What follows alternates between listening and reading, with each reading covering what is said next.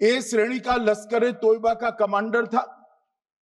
पहलगाम हमले में और गगनगिर आतंकी हमले में वो लिप्त था। इसके ढेर सारे सबूत हमारी एजेंसियों के पास है। अफगान ए श्रेणी का लश्कर तैयबा का आतंकवादी था और जिब्रान भी ए ग्रेड आतंकवादी था। और माननीय अध्यक्ष जी, मैं सदन को और सदन के माध्यम से पूरे देश को बताना चाहता हूं, जिन्होंने बैसरन घाटी में हमारे प्रवासियों को, नागरिकों को मारा था, ये तीनों आतंकवादी ये थे और तीनों मारे गए।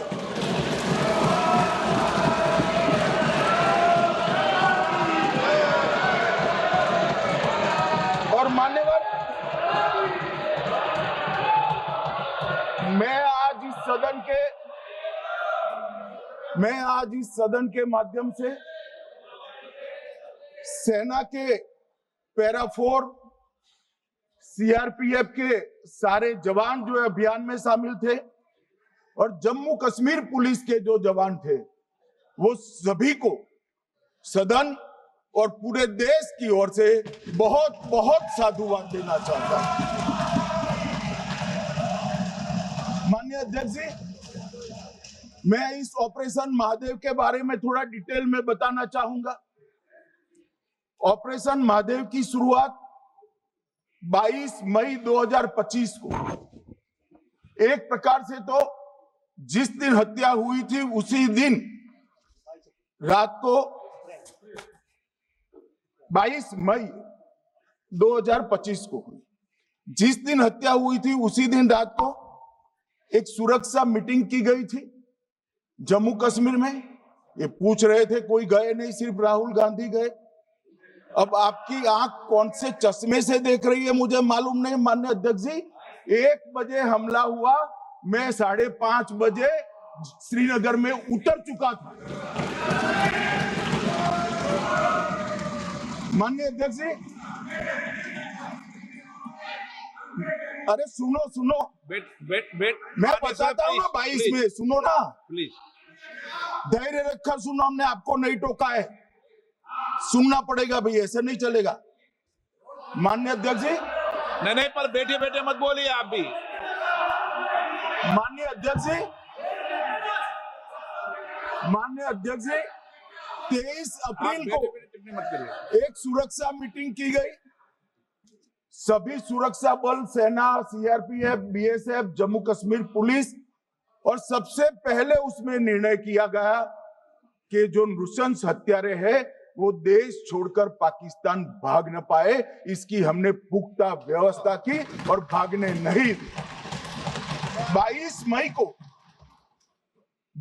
मई को आईबी के पास एक ह्यूमन इंटेल आई और एक क्षेत्र के अंदर, दाची गांव क्षेत्र के अंदर आतंकवादियों की उपस्थिति की सूचना मिली।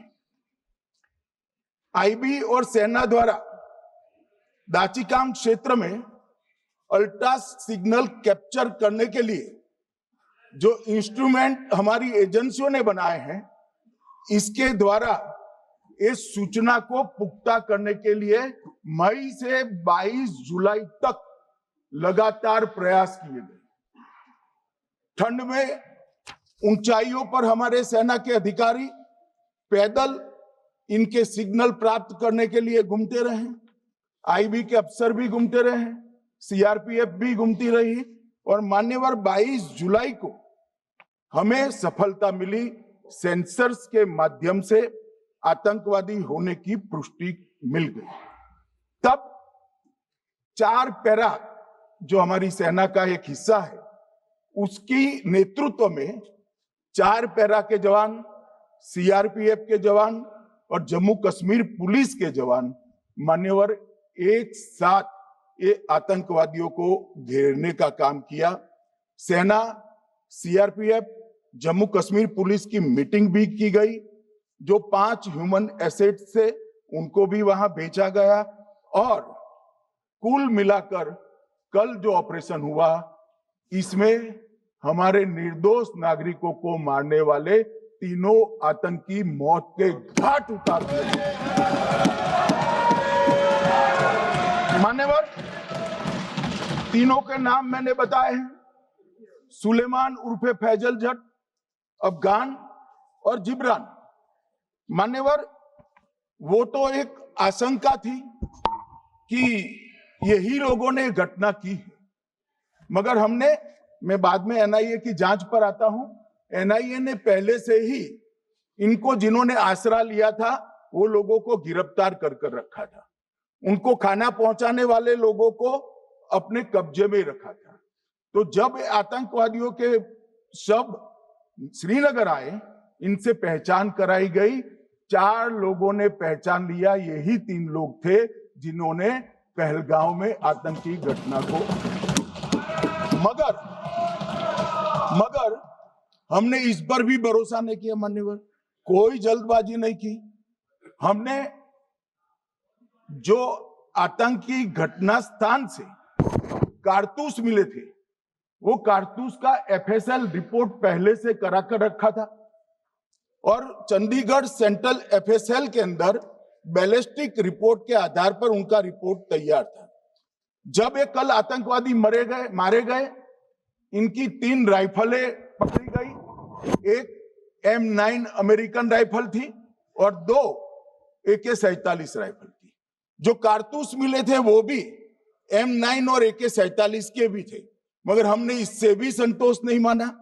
ये राइफलों को एक विशिष्ट विमान के द्वारा कल रात को 12 बजे चंडीगढ़ पहुंचा गया और पूरी रात फायरिंग कर इसके भी खाली खोखे जनरेट किए गए, 2 खोखों का मिलान किया गया, राइफल की नाली और निकले हुए खोखों का भी मिलान हो गया। तब ये तय हो गया कि इन्हीं 3 राइफलों से हमारे निर्दोष नागरिक मारे गए। और मान्यवर, आज मैं सदन को बताते हुए बहुत खुश हूं, मोदी जी ने ऑपरेशन सिंदूर कर आतंकवादियों को जिन्होंने आतंकवादियों को भेजा था, उनके आकाओं को जमीन में मिलाने का काम किया था। सेना और सीआरपीएफ ने वो आतंकवादियों को भी समाप्त कर दिया। और मान्यवर,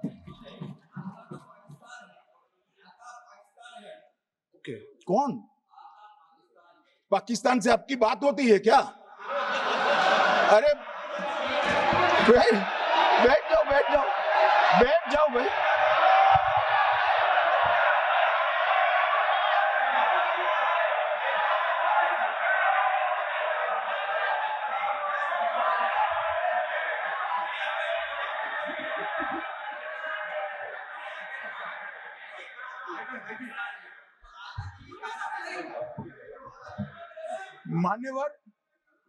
मान्यवर, मैं बताता हूं कैसे इनके आका मारे गए, वो भी नाम के साथ बताता हूं, जगह के साथ बताता हूं, घंटे, मिनट और सेकंड के साथ बताता हूं। मान्यवर, मैं तो अपेक्षा करता था कि जब ये सूचना सुनेंगे, पक्ष विपक्ष में खुशी की लहर दौड़ जाएगी, मगर ये स्याही पड़ गई इनके चेहरे। ये क्या है मान्यवर, किस तरह की पॉलिटिक्स? भाई, आतंकवादी मारे गए, आपको इसका भी आनंद नहीं है?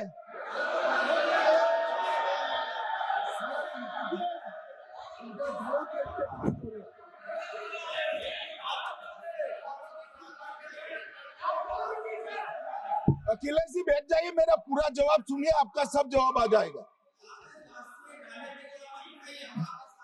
भाई, आप आतंकवादियों का धर्म देखकर दुखी मत होइए।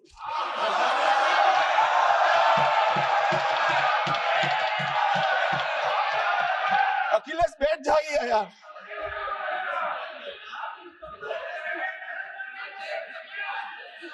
अखिलेश जी बैठ जाइए। मान्यवर, किसी को संशय रखने की जरूरत नहीं है। बैलिस्टिक रिपोर्ट मेरे पास है, मेरे हाथ में है और 6 वैज्ञानिकों ने इसको क्रॉस चेक किया है। सुबह 4:46 पर फोन पर मुझे 6 ने वीडियो फोन पर कहा है कि 100% वही गोलियां हैं जो वहां चलाई। मान्यवर, ये हमारे देश की सेना, सीआरपीएफ और जम्मू कश्मीर पुलिस, ये तीनों का एक साझा बहुत बड़ा कामयाबी है, जिस पर 140 करोड़ को नाज होना चाहिए, देश की जनता को नाज। मान्यवर, मैं तो गया था वहां, जब ये घटना हुई दूसरे दिन इनके परिजनों को मिला था। 6 दिन की शादी वाली बच्ची विधवा होकर मेरे सामने खड़ी थी। आज तक मैं वो दृश्य नहीं भूल सकता। मगर आज सारे परिजनों को मैं कहना चाहता हूं कि मोदी जी ने ऑपरेशन सिंदूर से भेजने वालों को भी मारा और हमारे सुरक्षा बलों ने जिनको भेजा था उनको भी मारा। और ಲೇಟೆಸ್ಟ್ ಹಾಗೂ ಇಂಟ್ರೆಸ್ಟಿಂಗ್ ಸುದ್ದಿಗಳಿಗಾಗಿ ಬಾಸ್ ಟಿವಿ ಕನ್ನಡ ಚಾನೆಲ್ನ ಸಬ್ಸ್ಕ್ರೈಬ್ ಮಾಡಿ, ಹಾಗೆಯೇ ಬೆಲ್ ಐಕಾನ್ ಪ್ರೆಸ್ ಮಾಡಿ. ಇದರ ಜೊತೆಗೆ ಫೇಸ್ಬುಕ್, ಇನ್ಸ್ಟಾಗ್ರಾಮ್, ಎಕ್ಸ್ನಲ್ಲೂ ಮಿಸ್ ಮಾಡದೆ ಫಾಲೋ ಮಾಡಿ.